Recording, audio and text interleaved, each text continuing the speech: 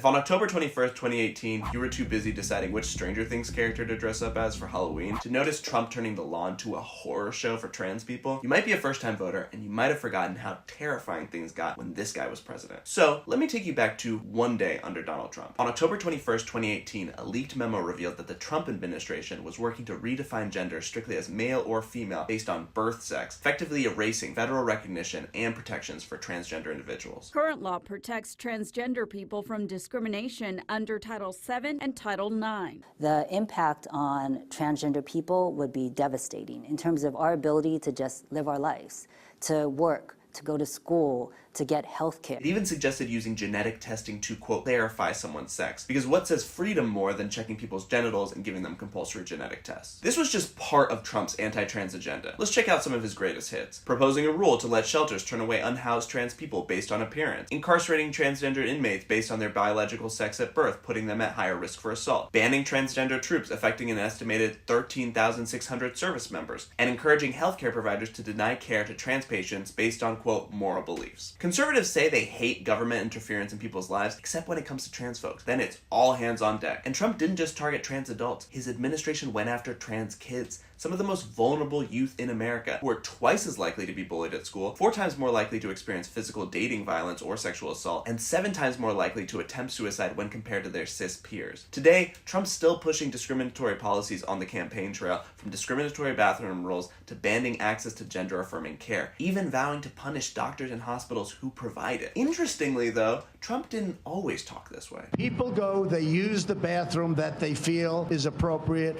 There has been so little trouble. He tacked toward intolerance when he realized his base loved it. See, I'm talking about cutting taxes. People go like that. If I talk about transgender, everyone goes crazy. And it's not just Trump, it's his extremist allies too. Documents like Project 2025 lay out the MAGA plan to dismantle LGBTQ+ rights. The first page literally targets trans kids. Children suffer the toxic normalization of transgenderism, with drag queens and pornography invading their school libraries. Its goal is to paint the very idea of people who are not straight and cisgendered as obscene, dangerous, and ultimately illegal. A second Trump administration would be packed with people who want to strip trans people of their humanity as part of a larger culture war. This is a play right out of the Dictator Handbook. Pick a marginalized minority, dehumanize them, and see how far you can go before someone stops you. Trump's willing to strip civil rights away from trans people, which means he'll do it to anyone. So while you're out planning which character from The Bear you're dressing up as this Halloween, make sure you make a plan to vote on November 5th. It's time to end this horror show and protect everyone's humanity.